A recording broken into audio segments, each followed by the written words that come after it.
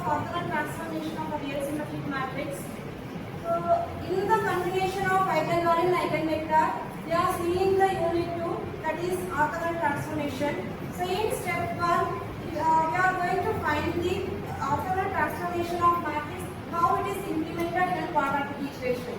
So as early you know, quadratic equation consists of one single variable with a degree of 2, where you have applied a formula of minus b plus or minus square root of b square minus 4ac divided by 2a. But here in orthogonal transformation, we are using more than one variable. So up to 3 variables you are using, so that you are getting 3 by 3 matrix. So it may be x, y, z or x1, x2, x3.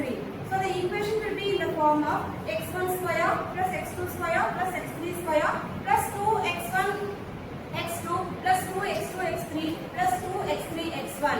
So here in all the terms of the equation having a degree 2, so which is named as a homogeneous polynomial equation of the second order degree 2. Yes, if the equation is in the form of quadratic equation, we can convert into a matrix form with the formula of taking an coefficient of square terms in the main diagonal elements, and other than that the coefficient of x1, x2 or x2, x3 or x3, x1 in the remaining positions where it shared by 2 places, so we are dividing by 2, so that you will be getting a 3 by 3 matrix A. So with the 3 by 3 matrix you can go for eigenvalue calculation. So as you know, the calculation of eigenvalue for 3 by 3 matrices, lambda cube minus s1 lambda square plus s2 lambda minus s3 equal to 0. So can you tell me what is s1 then? Sum of the main diagonal elements. So can you tell me what is s1?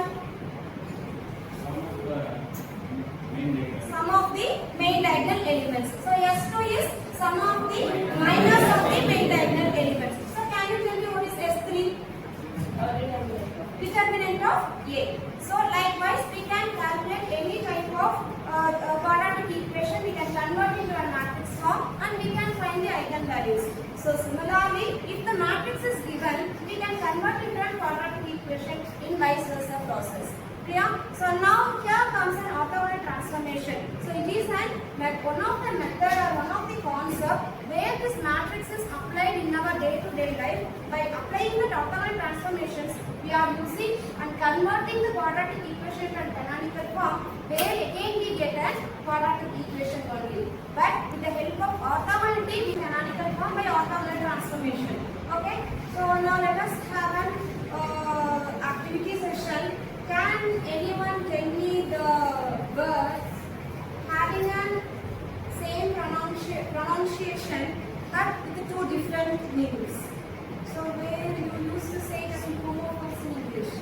Amava, yes, can you tell me the words having a same pronunciation but different meanings? C. What is that? C ocean C. Spell it. S-E-A-C-S-E-E. S-E-A-S-E-E. Yes, anyone? One more. Sun. S-U-N. S-O-N. Then anything else? D-N. Yes? Night. K-N-I-G-H-T. Night. N-I-G-H-T. What is the meaning of K-N-I-G-H-T? Soldier. Yes, very good. Yes, so you can construct likewise so many words which is named as a homophones. Yes? So now let us come back to our subject. So we are going for orthogonality condition. So this orthogonality condition is applied in 2 steps here. So first of all, in eigenvectors you are checking whether it satisfies the orthogonality condition in the name of pairwise orthogonality with the formula of x1 transpose x2 equal to 0, x2 transpose x3 equal to 0, x3 transpose x1 equal to 0. If it satisfies this pairwise orthogonality condition, then we are moving to the normalized model matrix. So for the normalized model matrix, we need the formula of L of x1.